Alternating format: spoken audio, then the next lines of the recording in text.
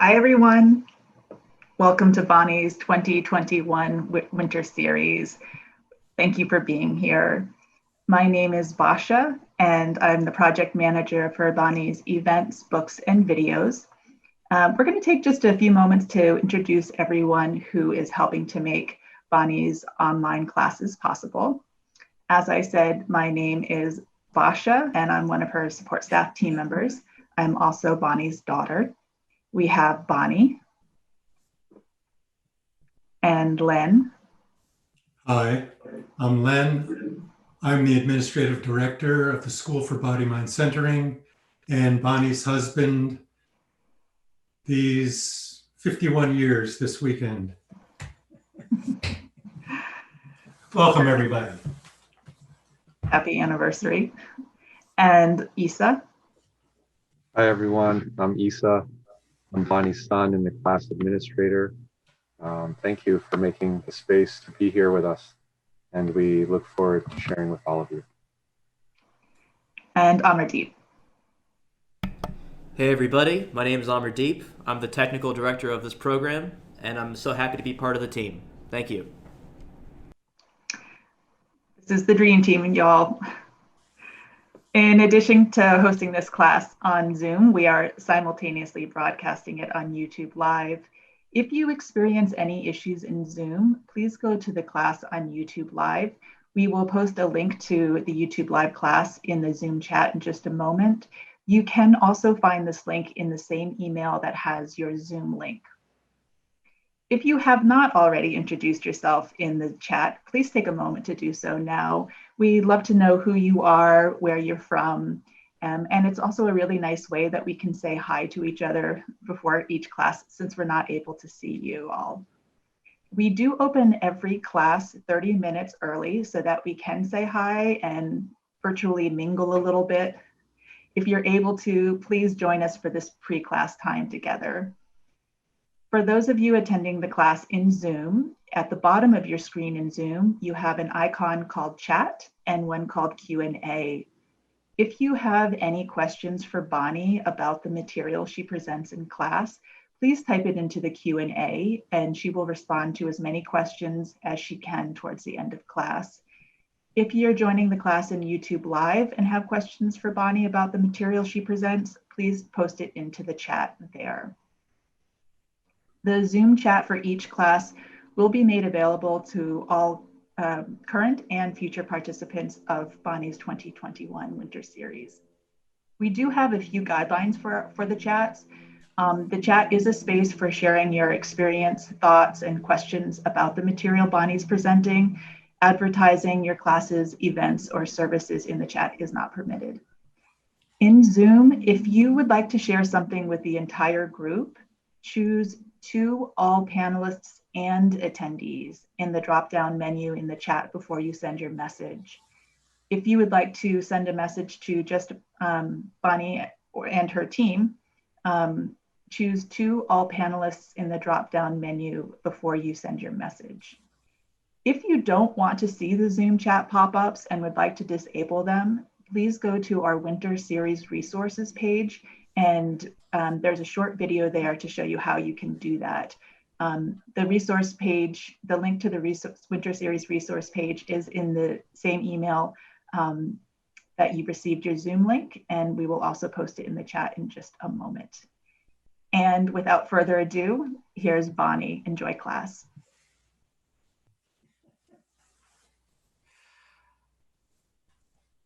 I might just start bawling. I'm so happy to be together with you again. Those of you who've been together since June and September or October, I don't remember the starting date, but the fall. And now welcome to you who have not been here before. This is an extraordinary circle around the earth. And I'd like to begin by our holding hands. Now, I'm not actually going, for me, I have open hands. I don't know about you, but I feel just happiness to welcome you here in my corner, but also to receive. I'm receiving. If the Zoom can do it, we can do it. We're all electromagnetic, but not to lose ourselves, but to receive and to offer. It's so wonderful. You know, we are circling the earth. It's just incredible to feel that now. It's morning in California. It's afternoon in the East Coast. It's evening I can't talk, in Europe. And I saw Korea, Asia. It's early morning tomorrow. Here, today, yesterday. It's now. We've done something beyond time and space. We are just landed in now. Maybe you're seeing it on the recording. It doesn't seem to matter. We're here together. And feel it, not just through the nervous system, but if you can open to your blood.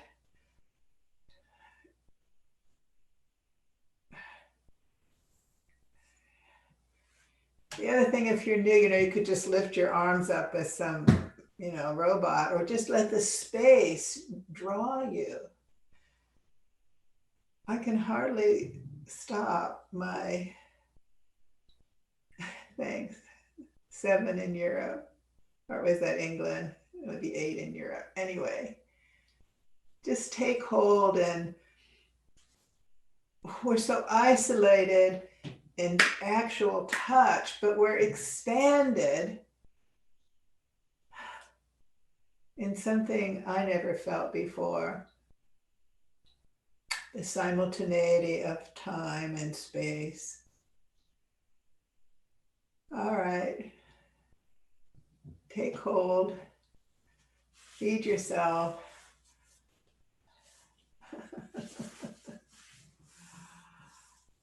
Oh, I know that you've invited me into your homes. I thank you. And I invite you here into mine.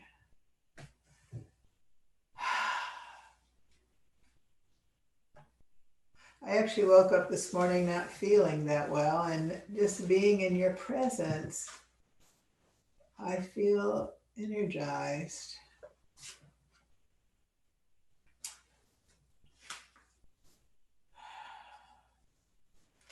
Two 21 p.m.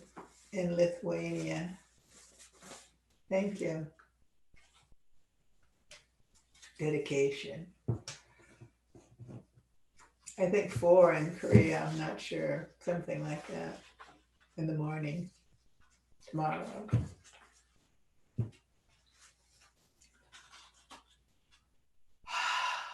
So what are we going to do together?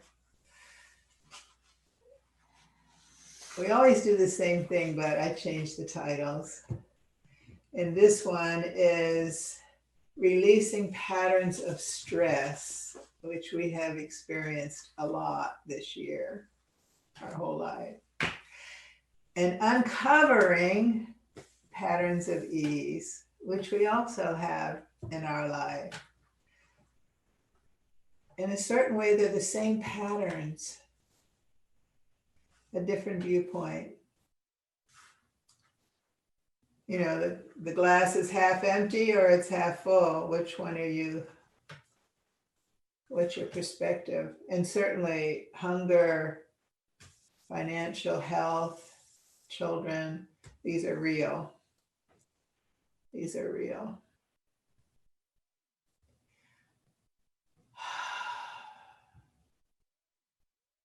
Maybe I'd like to just sit for a moment and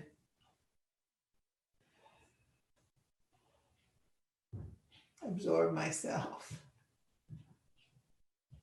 and you to absorb yourself.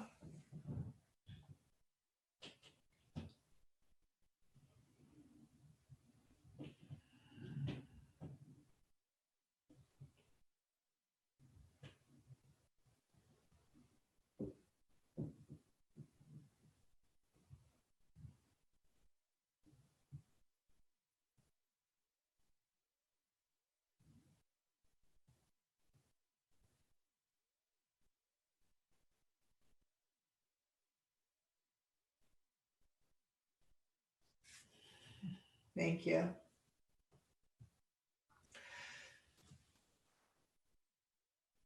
We're actually continuing the themes from June, with each class to stand by itself and each series to stand by itself, but the threads are traveling through.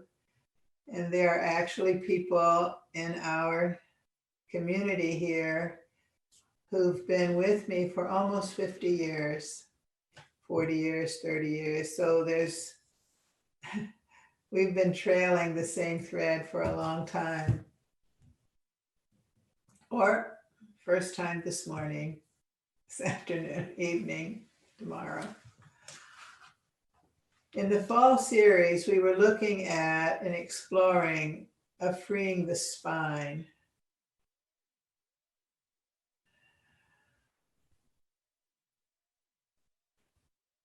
And we'll continue that in this series and in the years ahead, however many years there are, or months, hours.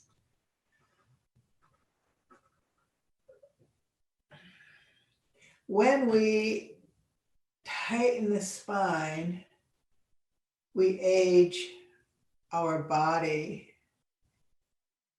and limit our consciousness.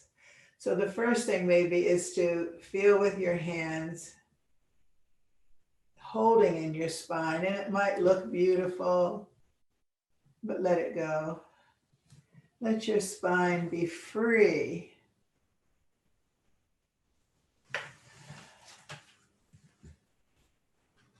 And we're going to look at some of the baby illustrations in the fall I showed. So some of you will get to see them again. They'll be new for some of you. And they're illustrations that are been produced for a book that I'm writing on the reflexes. And wanting to show how our development is pretty simple, but the stories they tell, our movement, are different. Every part of the spectrum of stories is imprinted in these patterns. Maybe I've said enough. And I'm going to ask Amardeep to start to show. One second, let me finish my sentence. My sentences go like this. What I'm wanting to show or to share is how we build postural tone through the spine and through the whole body.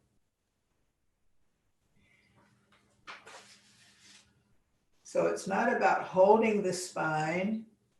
It's not about collapsing the spine. It's about building postural tone in the suspended spine.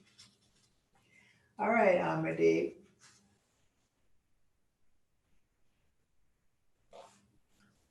If you'll show the first one, and then I'll say now the second one, so you'll know how long to hold it out. Very good. Now, I'm not seeing it, and I'm suspecting that you're showing it.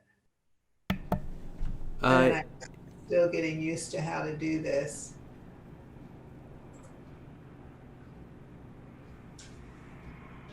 Okay, so am I right to everyone that you can see the slide? And for those of you who have a split screen, you see me a little bit because I like to move my hands.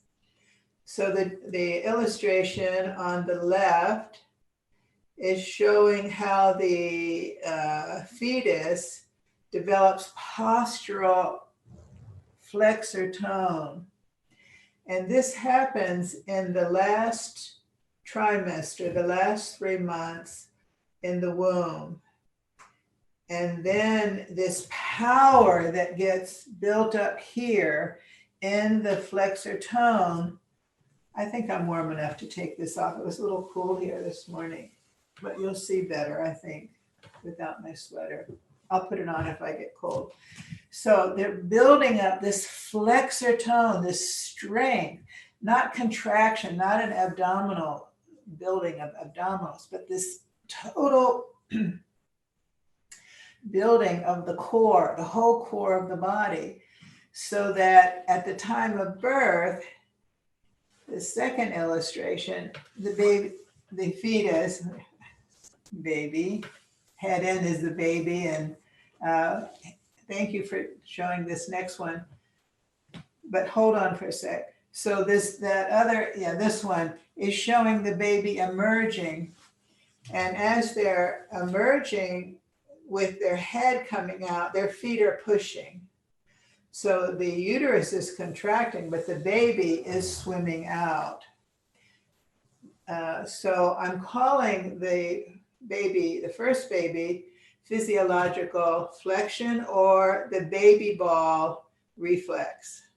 I've renamed a lot of reflexes because they were named by people, and in the many years sharing this work, people get caught up on which is which. So the baby ball, and then the birthing coming into full extension. So now the next one, please, Amadee.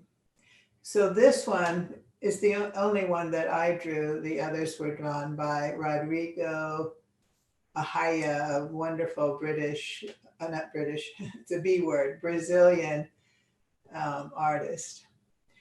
So here, can we bring me back, and then we'll, I want to show something where I'm on the full screen. Amadee, thank you. So if you bring your hands, like make a ball, a round circle, but it's going to get bigger. This would be the opening of the vagina for the baby to emerge through. The patterns that I'm sharing are those that are evolutionarily imprinted. We may not have done them in this lifetime, but they're still imprinted in us. So we may have born cesarean, we may have been turned in some way, feet first or head turned. So we have our own patterns, and to be in touch with them. But these are the ones that are underneath it that are still present, or we wouldn't be here today if we didn't have a lineage of patterns of survival. So these are patterns that are imprinted for our survival, and they are here in us, whether we have yet experienced them or not.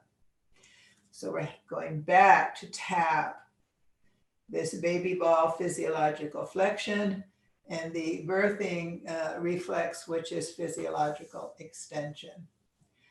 So what this next drawing is about is that the crown of the head for the yarmulke, or the old beanies, this is the narrowest part. So thank you. So again, coming back, for me, full screen, please, just so people can see what I'm doing, that when you have this baby ball and you have strong tone in your core, then we lead with the head through the crown to come out. And then the drawing that I did, I don't have a drawing yet for just the crown, and I have the next phase in the drawing. And a baby, if you go to dress a baby and you put the clothes on from the crown, it's easier than if you try to put it on straight, what we might call the axis. It'll be easier because it's the birthing pattern. So each of you, I hope you're having fun too. They have your hands here as the vaginal opening, and then your head comes through and your feet against the floor. I don't think you can see my feet. I have to move back a little bit. Still going. Is that good? Maybe. That this is the birthing pattern. So we're folded in, and then we emerge into extension. So now, Amardeep, if you would go back to the first slide, please, of the baby being born.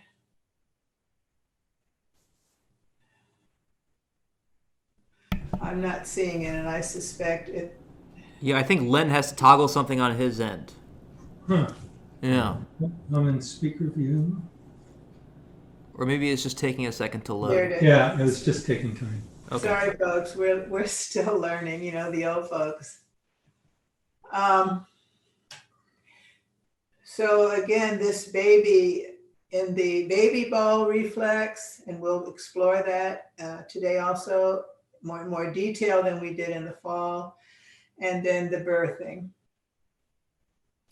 Thank you. And the next one, please.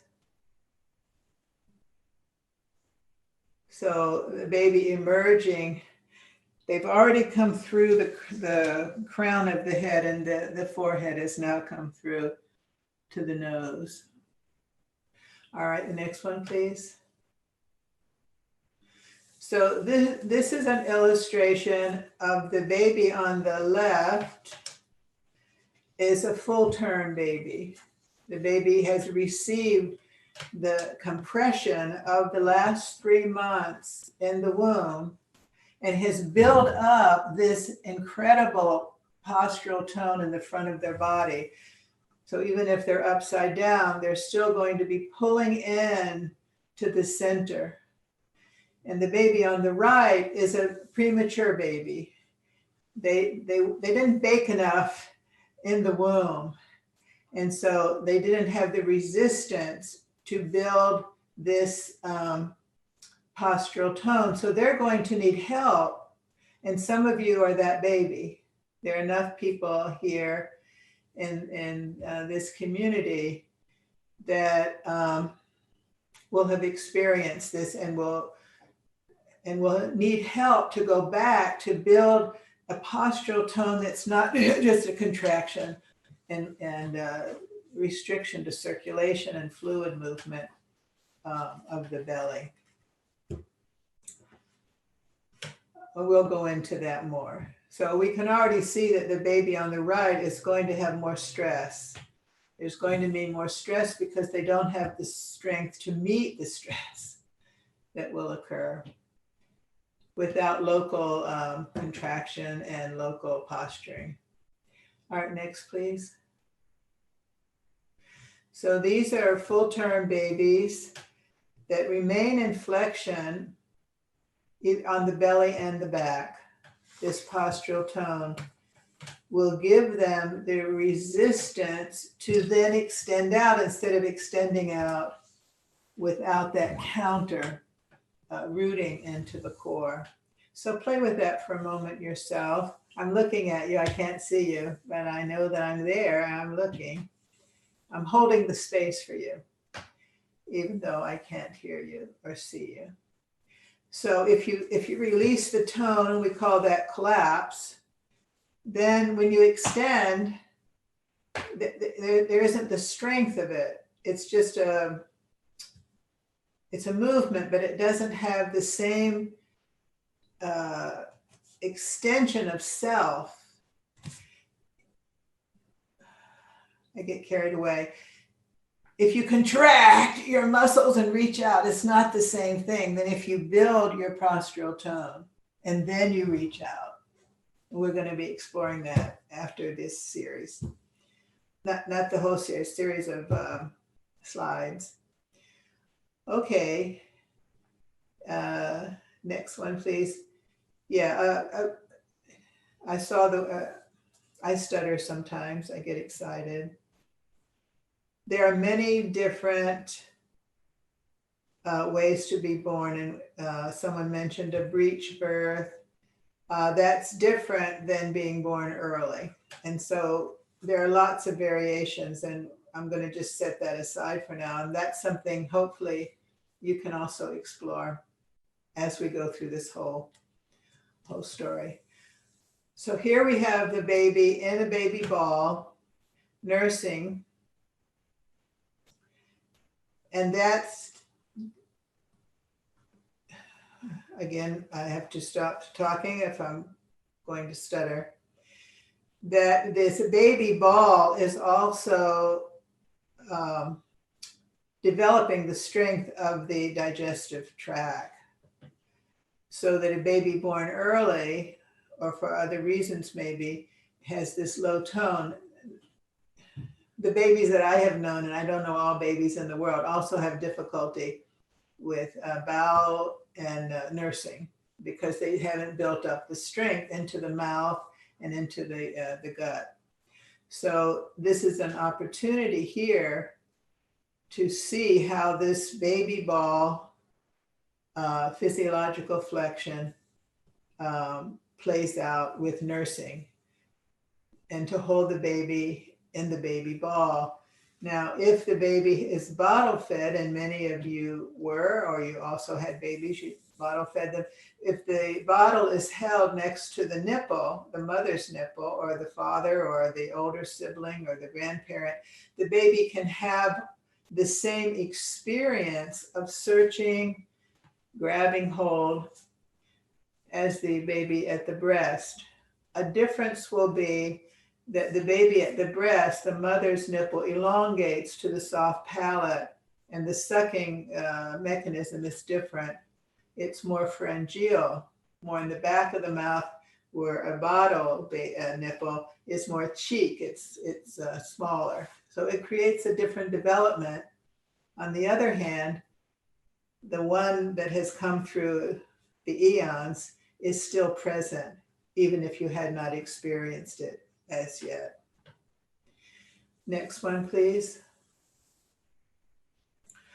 So here we see the importance of safety and of yielding. And so the baby can yield with flexion, and the baby can yield with extension. We need to feel safe in order to uncover patterns of ease and release patterns of stress. We have to feel safe.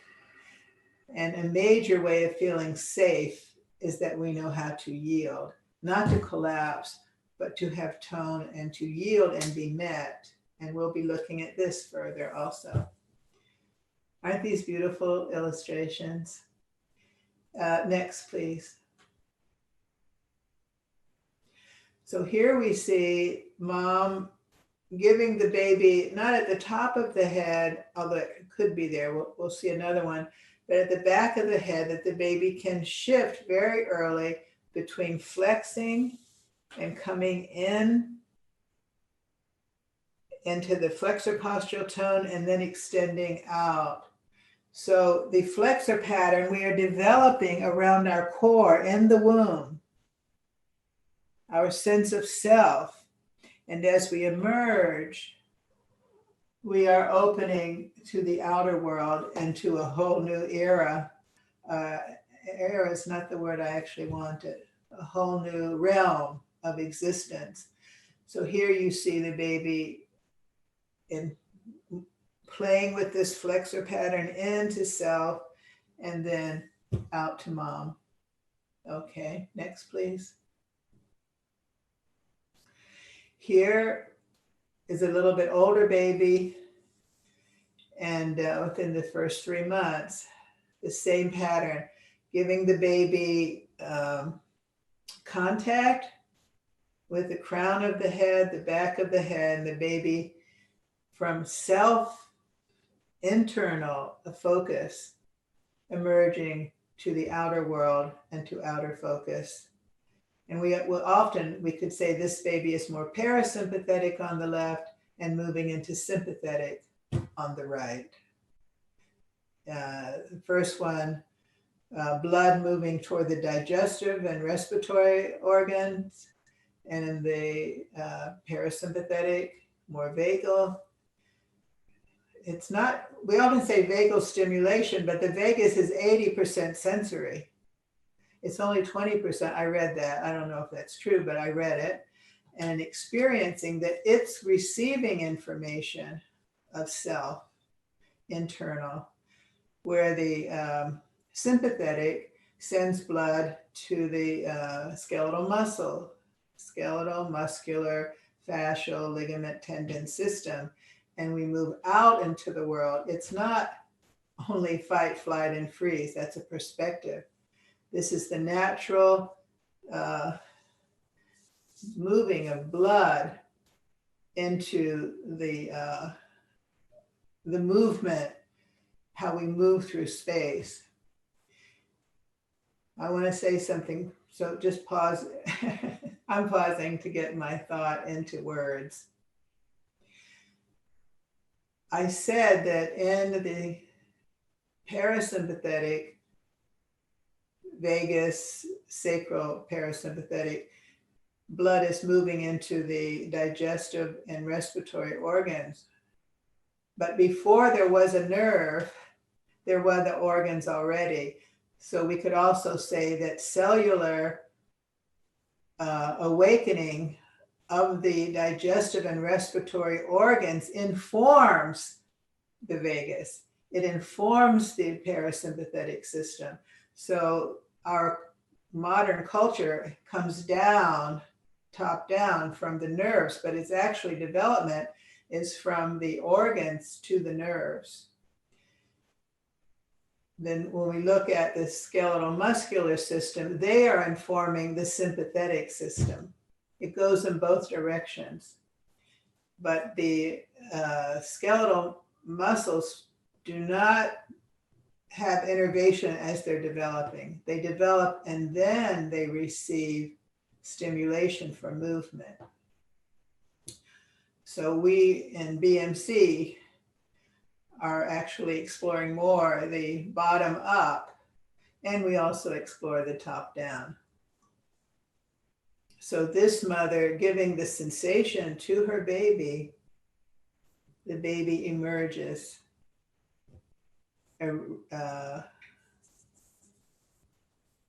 based, going back to the pattern of birthing. So we're going to see these patterns become more, not complicated, what's the word?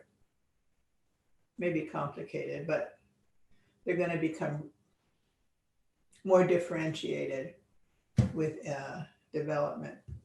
Okay, next, please.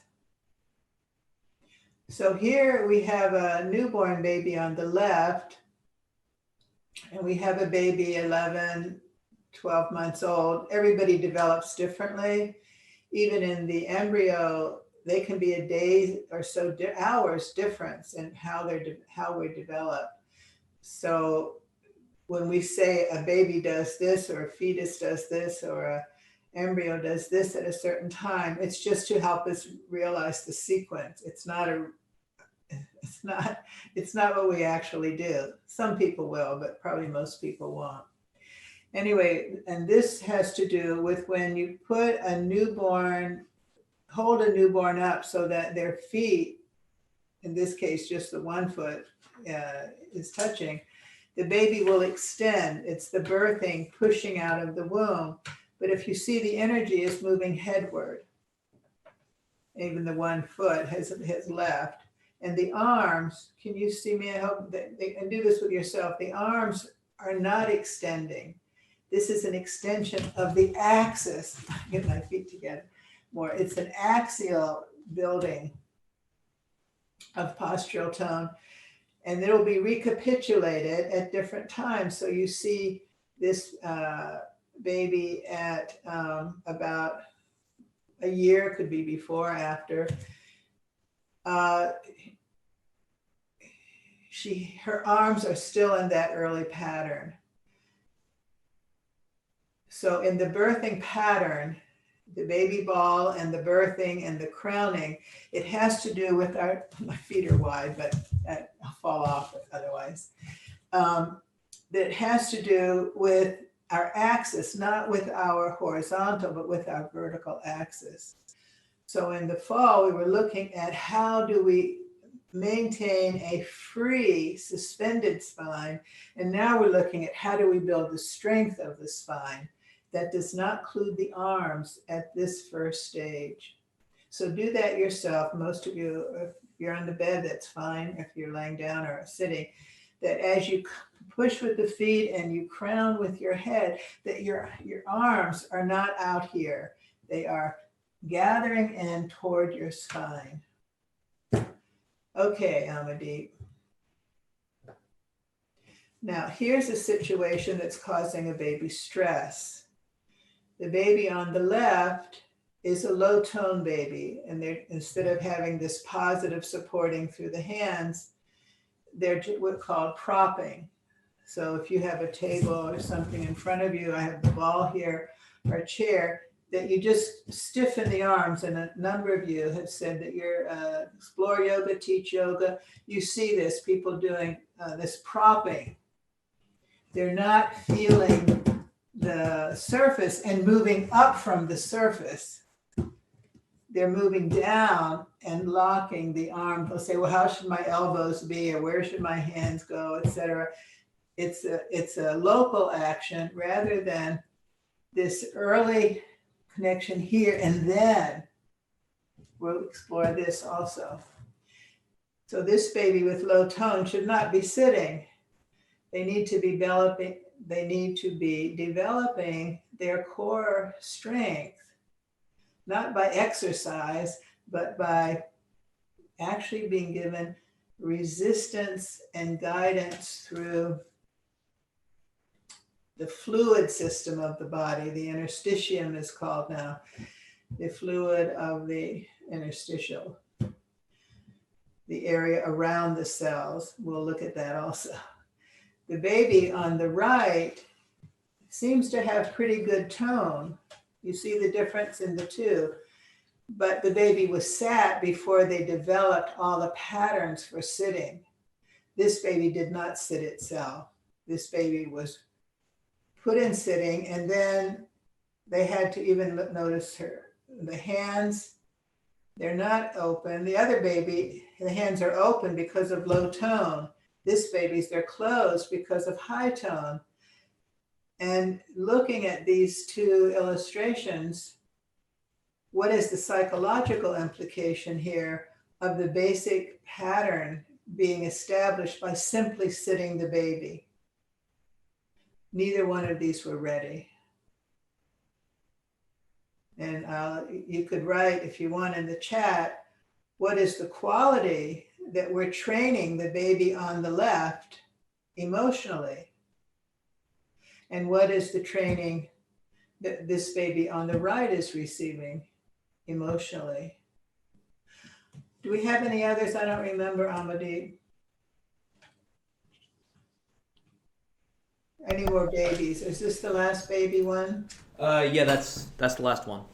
Okay, thank you then. So now if you'll bring me back. Hi again.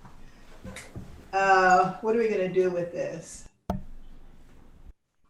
So what we're looking at is how to build the centrality of the core. How we freed the spine, and now how we strengthen the spine.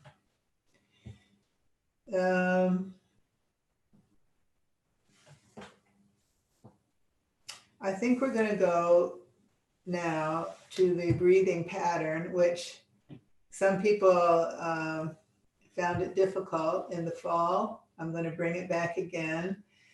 I suggest you explore it. You don't have to accept it as your everyday breathing. In BMC, we have many types of breathing. And this one is building postural tone. We also did the lungs, which was not about building postural tone. We did embryonic breathing, which is not about building postural tone. So there are lots of different kinds of breathing. I'm focusing on this for the building of postural tone. And that is, first of all, to find your thoracic diaphragm, and you go under your ribs. Here's, you've got your sternum here is the bottom of your xiphoid. I'll get the skeleton. Whoa! I lost the bottom here. Hang on, everyone.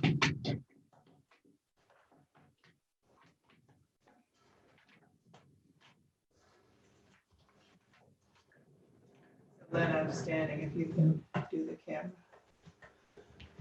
I'm going to bring you closer. I'm going to bring you closer. All right. Again, we did more of this in the fall if you're interested in going more. This is the sternum, right? It's the manubrium, 3 bones, the body of the sternum, and then the xiphoid process here. These are movable joints, the superior sternal joint and the inferior sternal joint. And then the diaphragm attaches to the xiphoid. It attaches all around the bottom of the ribs here and then to the spine. Then it goes down. It has 2 extensions like this that goes down along the one on each of the front, but the sides of the midline, goes down all the way to the coccyx. And the way this is set up, it's got this extra bar here. It's hard to see. I'm very dissatisfied, but I like you anyway, and I'm sorry that you were put this way. Coming down to the tip of the coccyx. This thing they mounted it on, it gets in the way. So the thoracic diaphragm is a double dome. Instead of being 1 dome like this, it's 2 domes. And the central part is called the central tendon. And it's from the central tendon that these 2 crura go down to the front of the coccyx. In any other anatomy book, they will say the crura go to L2 or L4.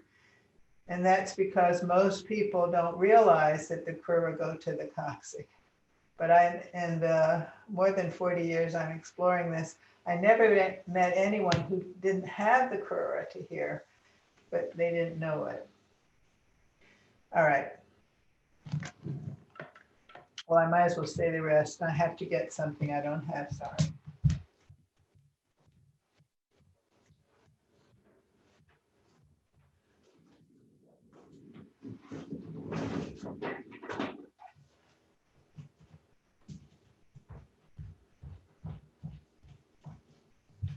So when I disappear like that, you can talk to each other, explore. Here's the pelvic diaphragm. It's a single bowl.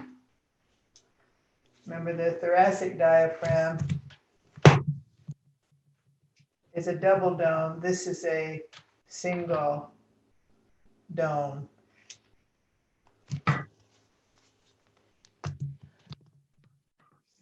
Well, actually, I'll show you one other thing here to figure out how to do this. There, you see how it goes to the, there.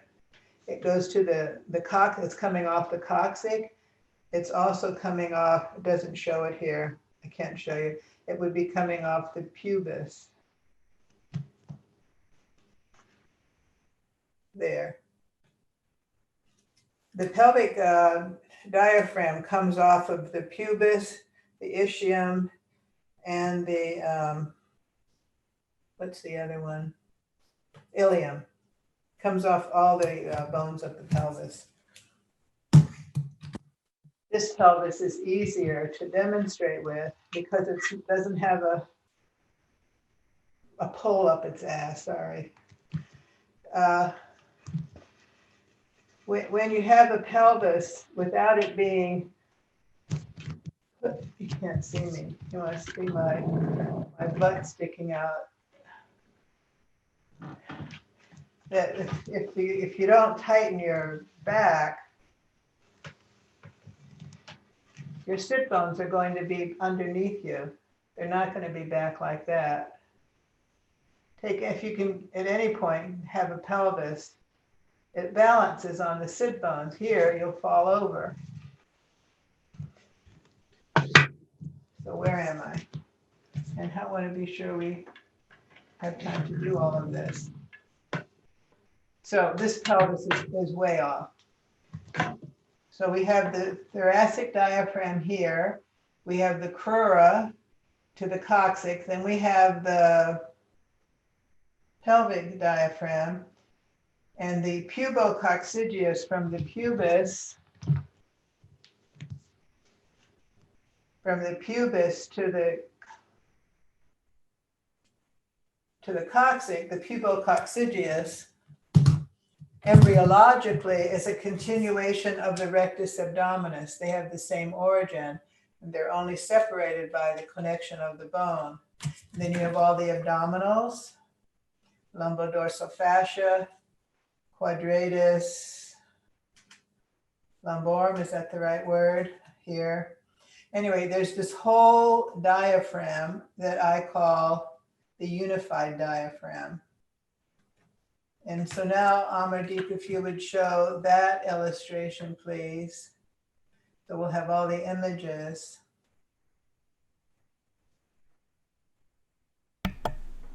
Should come up for you in a second. Thank you.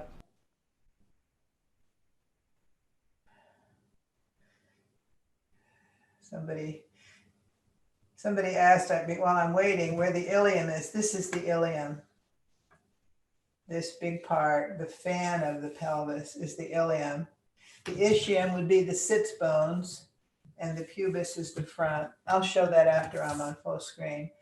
So this was a drawing that I did to put together the thoracic diaphragm, the abdominals and lumbodorsal area, and there are other muscles in there also. The iliacus, this muscle. Anyway, that's a whole other series. That there's a unified diaphragm. And one of the things that I found, I'll answer what is crura in a moment. That's a good question. Thank you. That what I found is that there are superior crura. This is not in any book. It's only by experience. Crura, I have to say these are the crura here, going down the front of the spine. It just means muscle fibers going down the front of the spine to the tail. And that I feel there are two superior crura that go up the front, all the way up to the front of the foramen magnum into the skull, that interdigitate with the dura, so that when we breathe through this unified diaphragm, it will increase the tone also of the nervous system. Not high, but just to have this fluid tonality. I think that's all I want to talk about now. Crura is just the name for two extensions of the thoracic diaphragm going down, and then I feel there are two going up, and they're going up the front of the spine or going down the front of the vertebrae, the bodies of the vertebrae. All right, I don't need that slide anymore. So I want to have practice time. We've looked at the crowning reflex. We've looked at the baby ball physiological flexion. It's not extension like this. So you're in a yoga class and go back bend. No, it's a process.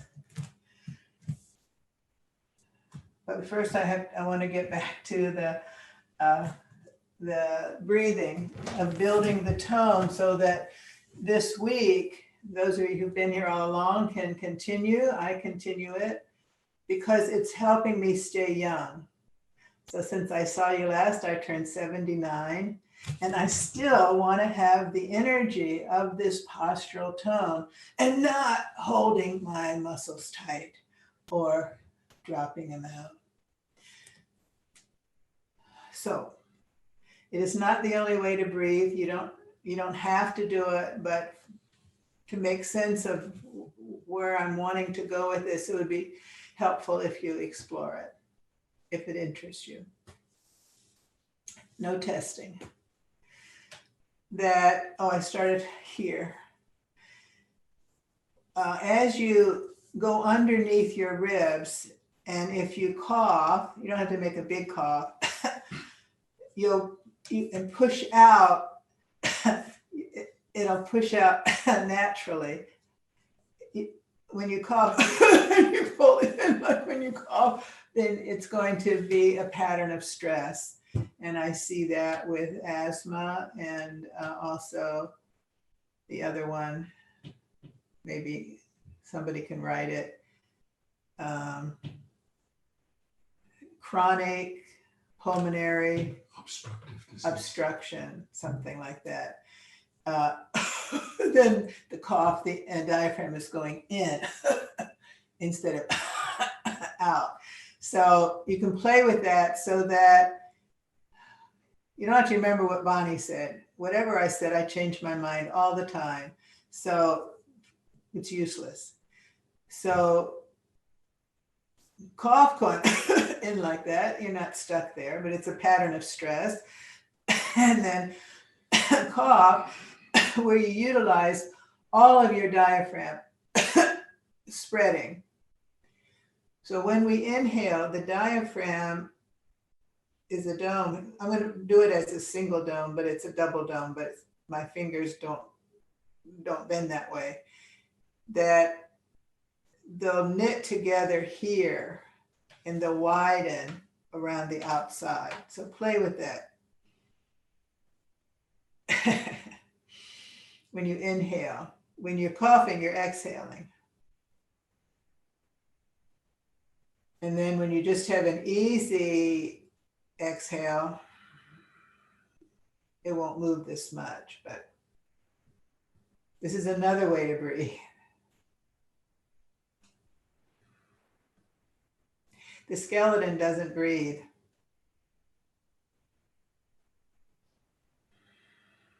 You know, if you Google this, I'm sure they have some kind of video showing this or drawings. I don't use the computer. I can't tell you where to go, but I'm sure they have something here that will show you how the diaphragm lowers on inhalation and rises on exhalation. That's how the dome works. Now, the floor, the pelvic diaphragm, is going to come up this way and widen through the ilium, through the, what is it called, hip bones maybe? Pelvic bones here, the fan of the ilium. So this is interesting, I think, also for those of you who practice yoga, that as you inhale, they come together and exhale apart so that you're building up the fire of the belly.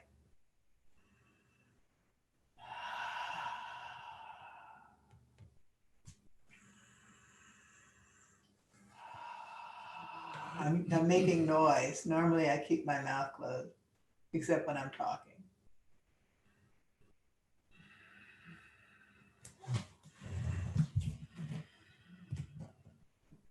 Rather than, you can do it this way. It's not what I'm sharing at this time, where you inhale and you don't build up the tone. You just exhale. And there are practices where inhale is this way and exhale is this way, so the pelvic floor goes out. But if you've given birth to a baby, you fell on your tail, or other issues through here, the pelvic floor gets too laxed. And it would be like, going into the dome instead of, I'm not being very clear.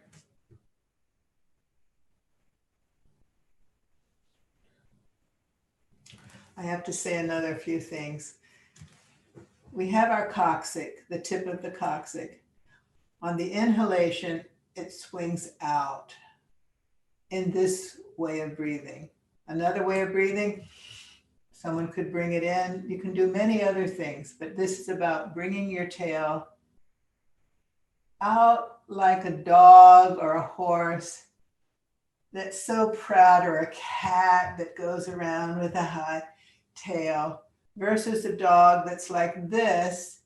You maybe should be careful because they might bite you. They're afraid. So it's not that you, this is my tail.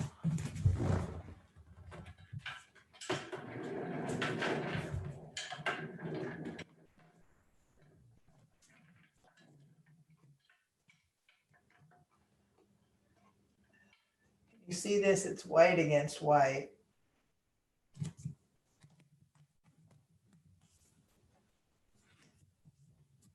Will this make a difference? Maybe. Yeah. So you can see the coccyx. This is the sacrum, and these are the coccyx, the tail. It's not that you swing the tail from the sacrum, it's that you reach out from the tip of the coccyx. So if my hand, it's not that I do that, it's that I do that. So you're not lifting your fingers from your wrist, but your fingers are lengthening your wrist.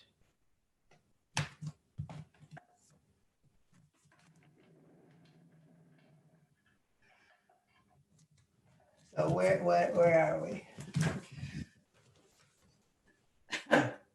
So as you inhale and the pelvic diaphragm is drawn, oh, there's so much to share with you.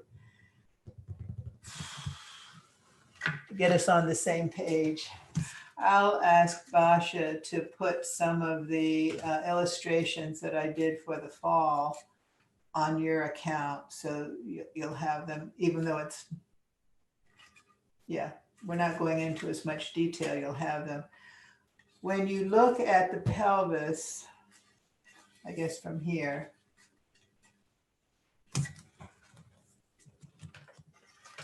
the two sit bones here, if you connect your two sit bones, there's a center line between the pubic disc and the tail.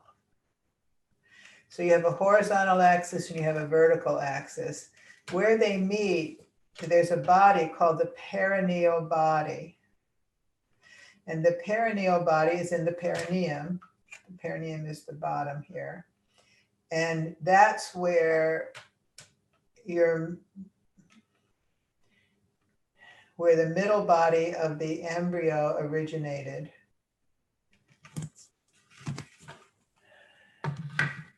It's also a key place in Chinese medicine, and I'm sure in the Ayurvedic, and anyone who's explored somatically through history, that this very central point here between the sit bones is the key. I also read that in Western medicine, if the perineal body was stimulated electrically, it contracted the pelvic floor. We don't need to stimulate it electrically. It itself is a major energetic center of the body, first chakra. So it's that lift of the perineal body, not to contract the muscle. It's an energetic lift. At the same time that energetic lift is happening in the center of the perineum, the coccyx is widening. So it's the peacock. It's not pulling up your muscles. It's this natural expansion as there's this lift. And my teacher, my great mentor, Eric Hawkins in dance, said, lift without lifting. Took me decades to figure out what he was talking about. How the energy itself through the breath. So that's the lower diaphragm.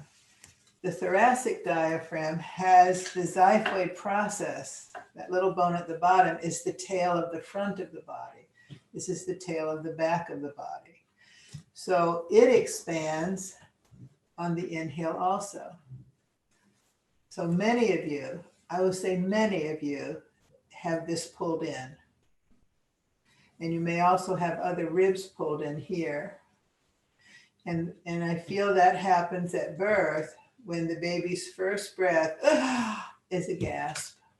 And it sets a pattern of stress through which other stories will utilize to express the meaning of the story.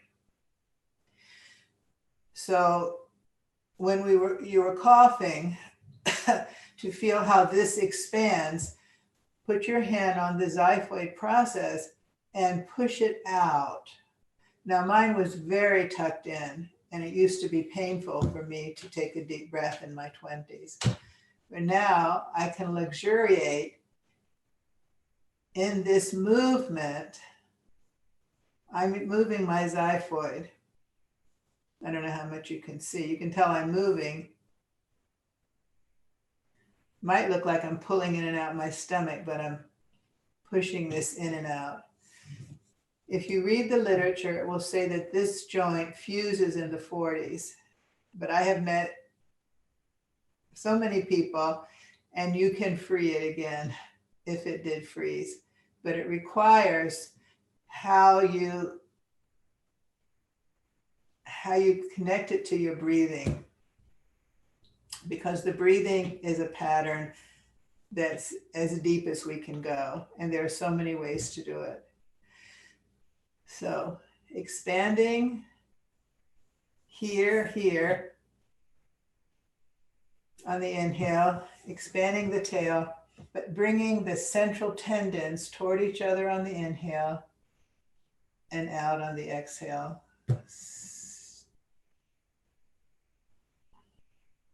This is a practice. It's not a recipe. So what do I want to say? Oh, good, I have a little bit before the questions to give you something to explore.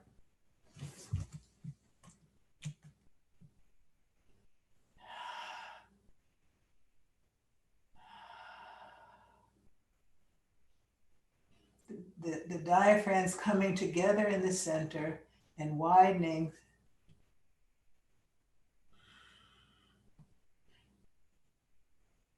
With this building, it's like priming a seedling, priming the baby into the baby ball so that we can expand out without doing any kind of local thing. It doesn't mean I can't move, but my movement will go through my whole body. And aging is easier. As soon as you hold anything, you're squeezing the fluids out of your body. And that's basically the way we get crippled as we get older, or we develop all of these problems. And we'll look at more as we go through this series of the interstitium and how movement, this is not how we move. This is a mechanical thing. This is stressful. This is strong. It's fluid and liquid, and this core strength is in the whole body, all the way to the dura of the brain. I think I went on and on and on and on. I brought the introduction of what we're looking at. For those of you who this is your first time, I do go round and around and around, not so linear. but there are people hopefully on the chat who are helping you out. I think we could go to questions now. I don't give answers. I hope I never answer anything you say, but I hope I might be able to extend the question.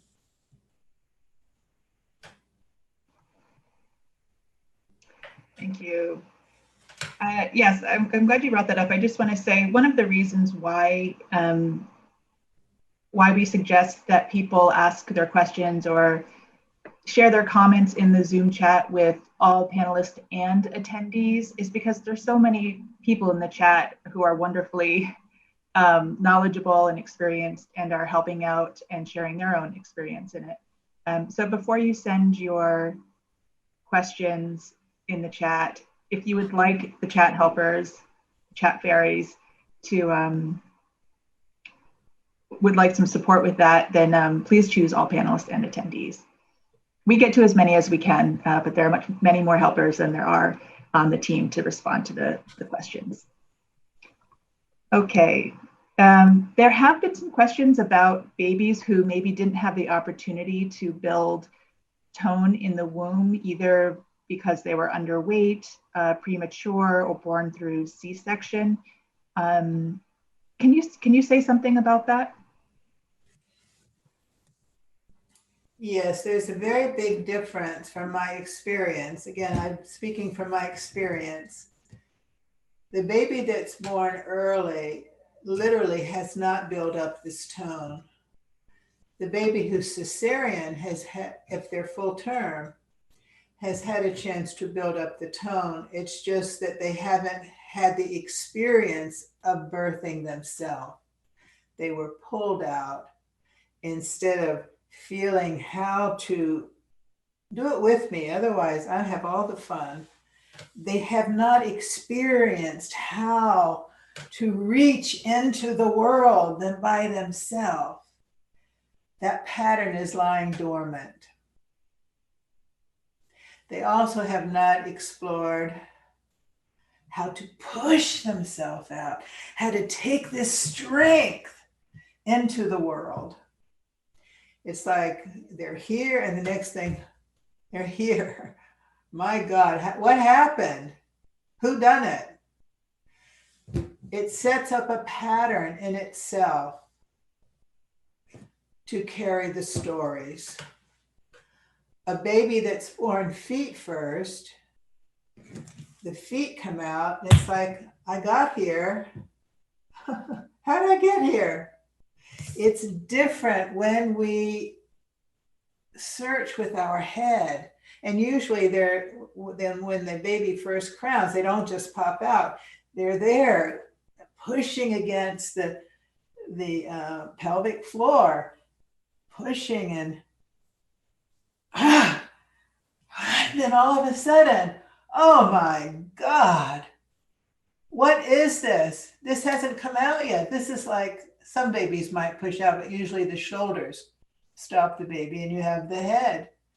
And then the feet pushes out and we spiral and we're caught and we're treated in all many different ways. It'd be nice if we were caught and brought right to the mom, crawl up the belly by ourselves, crawl up the breast, find the breast ourselves. Very few of us have had that opportunity, that a puppy, a cat, a mouse, they still have these in patterns and they survive. That's how they survive. We have a lot of breaks in that pathway. Thankfully, because many of us wouldn't be here if we hadn't developed those breaks. On the other hand, all those breaks aren't so necessary. But if we survived, that's the first pattern. If we don't survive, the other patterns don't make any difference. They have no value. So whatever our survival pattern, gratitude, we're here. And then how do we absorb those patterns and find the roots of the ones that we did not experience yet? So some babies, their arms come out there are all these different ways. And if you have the adult who knows about your birth, ask them about your birth. A lot of times it's so painful and not engaged in a conscious way that people don't remember what actually happened. But many mothers do, and some of you, I think in this number, I know already, would have been adopted for whatever the reasons, or given away, adopted because of a very close someone I knew passed in childbirth. So there are lots of reasons. There are ancestral stories that get carried. Even if there's no one to tell you about your birth, there's a way we can feel it when we go underneath. Accepting the gratitude that we survived. And then what are the patterns of ease that brought us through to this time?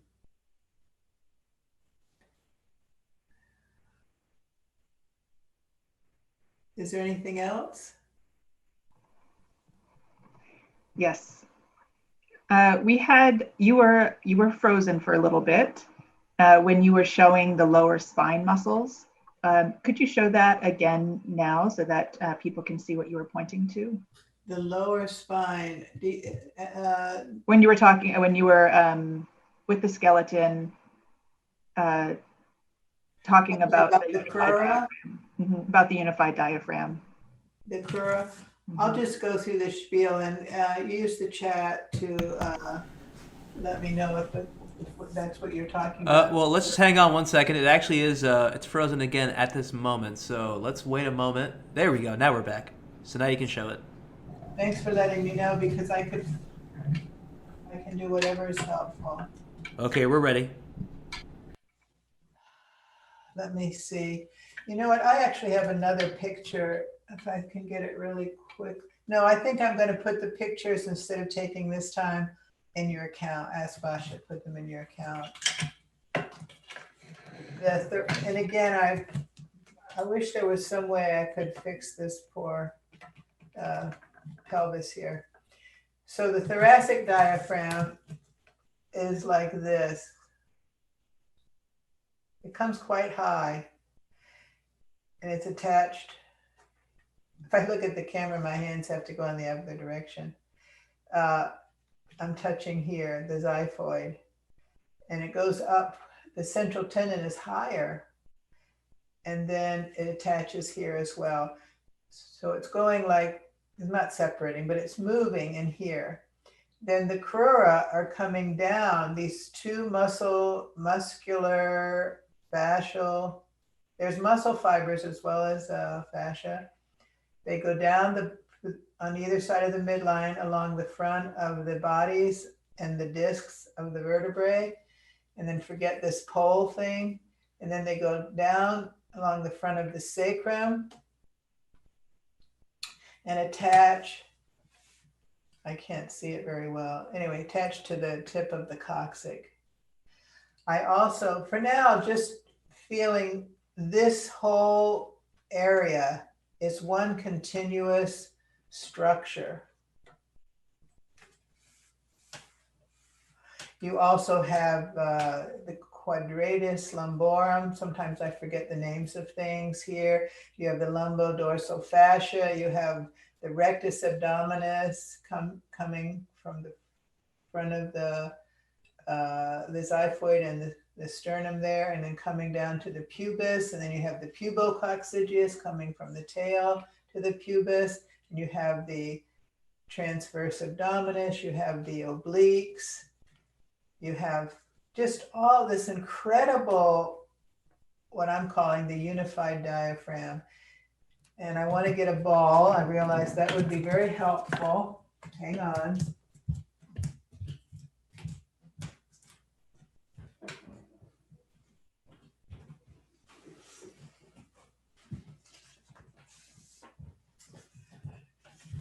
So the ball is round rather than this would be long, elongated. That the thoracic diaphragm here and the pelvic diaphragm here, that on the inhale, they come together and then they widen. You see how the ball is widening?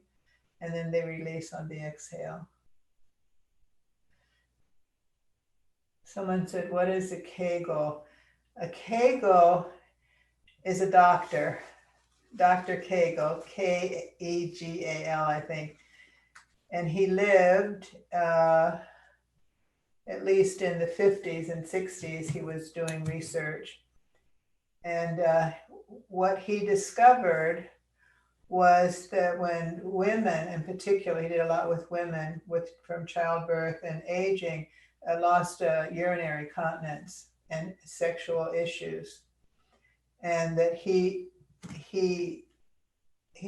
talked and wrote about the pelvic diaphragm. And before Dr. Kegel, the pelvic diaphragm was not in kinesiology books. And he showed that you could strengthen the pelvic diaphragm, and that relieved incontinence and also brought back sexual function. And then he also worked with men eventually. And there's a book that I wonder if some of you read, I recommended it in the fall, called The Key to Feminine Response in Marriage. That was the book not written by Dr. Kegel, but by another doctor writing about Dr. Kegel's work and how that extended beyond. People didn't talk about it. And even in the writing, it was feminine response in marriage. That was in, I think, 1968. I bought the book around 73. It's a good book. It's used. So inhale, exhale, inhale, exhale. So you're building the fire. You're actually building also, I think, the Mula Bandha, and the is it Uddiyana Bandha? I get them mixed up. And then there's the Jalandhara. All right. So I get confused with the chat box here. So whatever your shape is, and I have my older woman shape, not my younger woman shape. I'm not pulling it in and I'm not falling it out. You want my organs to rest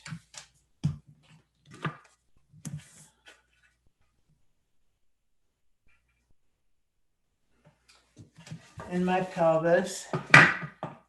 And I recommend the fall series for those of you who weren't there, to feel how the pelvic bones meet here at the pubic disc. Anyway, I'm here, and as I breathe,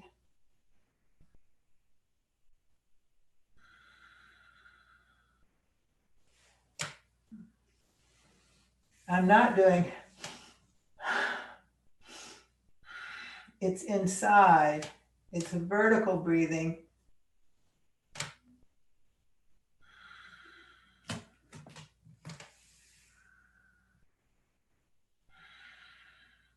I'm not pushing out and in. It's happening inside so that there's levity.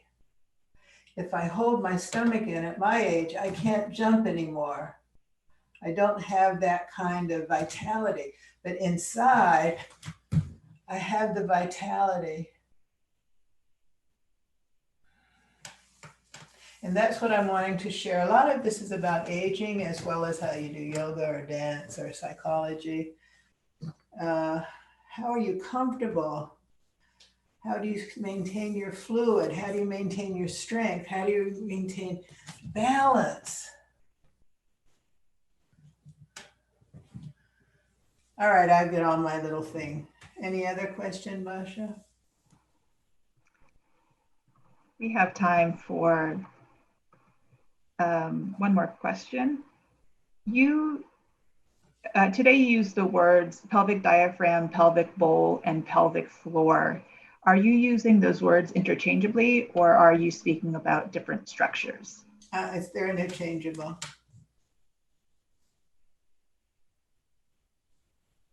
Okay. Actually, sometimes the pelvic bowl might be more the pelvis itself, the bones create a pelvic bowl.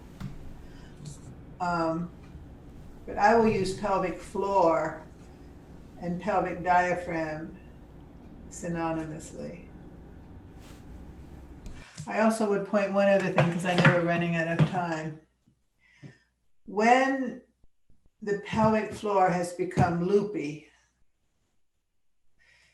and when the perineal body that's right in the center has been cut or torn due to birthing, that's where they do episiotomies, this breathing will mend. It'll mend that area. So let's say if you're going to cough, I have to go around. The diaphragm comes down, thoracic. Don't cough yet. Let me just do it, and then I'll say, I'm breathing in, the diaphragm is coming down. Then I exhale, the diaphragm comes up. But if I'm going to cough, the diaphragm comes down on the inhale. I hope you can do it with me. And instead of coming up, it condenses.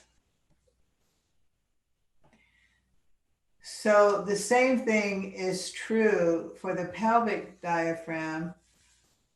Once you have this condensing on the inhale, to do it and to say it, then you can condense it to come up for strength.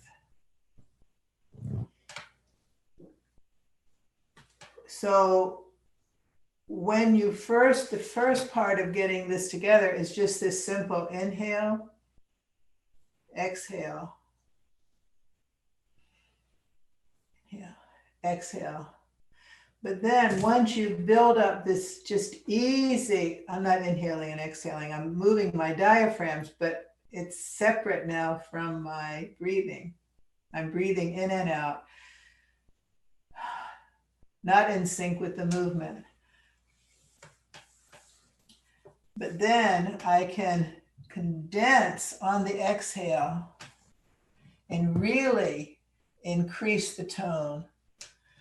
That's more of a local action, just like coughing is a local action, which is different than breathing. Another example, and then I know we're at the end, is that when we speak, we don't speak usually on the inhale. Do it with me, you'll see. We breathe on the exhale. We speak. But if we only did it with this easy breathing, then we would hardly be able to speak. We would be like, take an inhale, and then have to speak. You don't have any power. So when we inhale and we speak, or we cough, or we make a movement, then the inhaling force continues during the exhale. So if I take a breath,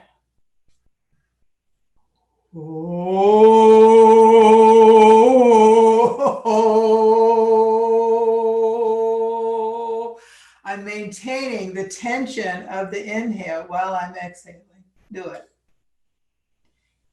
Because some of the confusion, I think, about this breathing that I'm sharing to increase postural tone can then be used that even whether I'm inhaling or exhaling, I have the condensation of the flexor postural tone. We'll look at this more next week. I'm glad you're back. I'm glad I'm back, and I welcome those who are here for the first time. Have a good week. I think that's it, Basha, am I right? Yes, that's all the time that we have for questions. Thank you all for submitting your questions in the Q&A and in the YouTube Live and Zoom chat. Although Bonnie isn't able to respond to them all during class, she does enjoy reading them after class, and they help to stimulate her in planning for the next classes. Also, some of the questions that were asked Bonnie did respond to or address later in the class. So if you still have questions, coming back to watch the recording of the video may be helpful for you. The illustration of the unified diaphragm has been added to your account on our website. There is also a video called 2021 Winter Series Colored Illustrations in your account, in your accounts, and that shows the colored version of the unified diaphragm that Bonnie showed in class today. That is so that you can see how she colored it if you would like to color yours. Bonnie mentioned some other illustrations she would like to give you. I will upload those to your account on our website as soon as I receive them from her. And we'll let you know through an email when they've been added. The illustrations of the babies were just for showing in class. They will not be added to your accounts on our website. If you would like to view them again, you can go to the class recording at any time. The illustrations and all materials you receive from us are copyrighted material of Bonnie Bainbridge Cohen. No part of the documents or videos, either text or image, may be used for any other purpose other than personal use. These documents are for use of your own study of the material. You may not share them with others, post them on social media, website, blogs, use them in your classes, or print them up and hand them out. Thank you so much for respecting Bonnie's copyright. We do have some important information to share with you, but before I do that, Bonnie, if you would like to close the teaching part of class.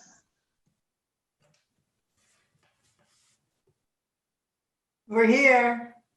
Lots of love. Thank you. Be well, and I'll see you next Thursday or Friday or Saturday. Whenever now is for you, I'm there with you. Bye-bye. Thank you for a wonderful class, and thank you everyone so much for being here. It's great to be with you all again, some of you for the first time and some of you who have been with us for the previous two series. We are still accepting registrations for Bonnie's winter series. Please help us to spread the word. We are keeping the Pay from the Heart scholarship and payment plan options open. We would like everyone who wants to study with Bonnie to be able to do so, regardless of financial situation. Our Pay from the Heart scholarship offers people assistance based on what they are able to pay. Please share this scholarship with anyone you know who might be interested in studying with Bonnie in her winter series, but would need financial support to do so. Our Pay from the Heart scholarship is a community project, and we're looking at how we can all support each other as individuals and as a community. So if you would like to help support the registration of those who need the scholarship to attend Bonnie's winter series, you can support the registration on the Support the Scholarship page on our website. And you can find a link to this page in the email we will send you later today.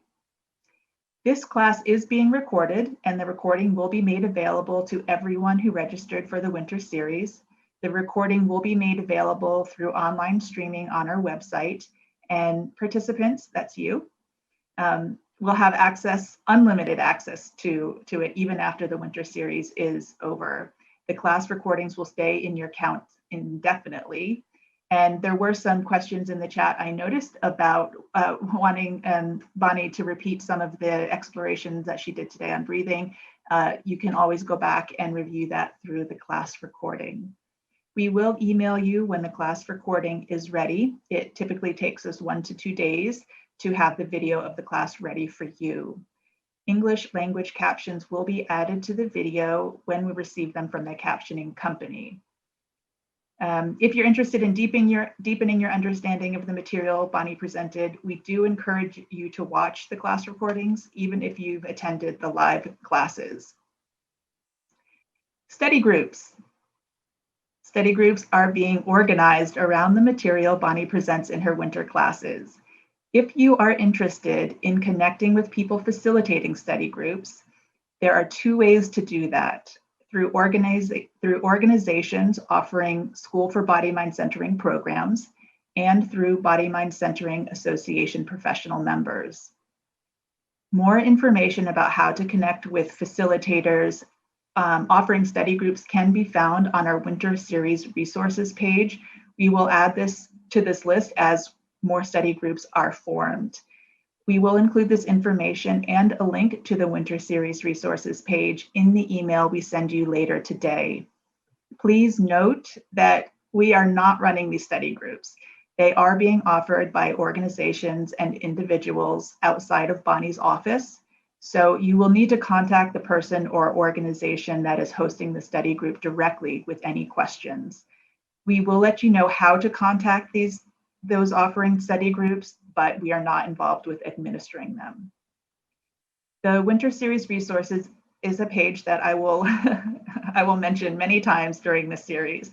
It's a page that lists resources and important information for participants of Bonnie's Winter Series, such as like the study groups and how to contact those organizing them, links to somatizations, videos, and other free resources, instructions on how to access class recordings and our chat guidelines. It also includes some other information about social media and School for Body-Mind Centering programs, School Body-Mind Centering Association. So check back to that page regularly. We will update it as the Winter Series unfolds. Answers to many frequently asked questions can also be found on our Winter Series frequently asked questions page. Please take some time to read through the Winter Series frequently asked questions page and the Winter Series resources page. A lot of the questions that we receive are answered on both of those pages. And we will include links to both of those pages in the email we send you later today. Our emails sometimes go to spam or promotions folders rather than inboxes. So please remember to regularly check your spam folder. If you have a Gmail account, to also check your promotions folder.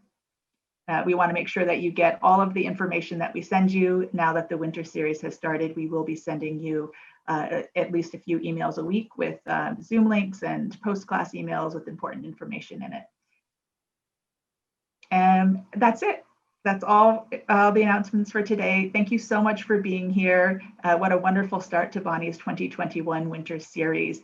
We are looking forward to being with you again on January 28th. Take care.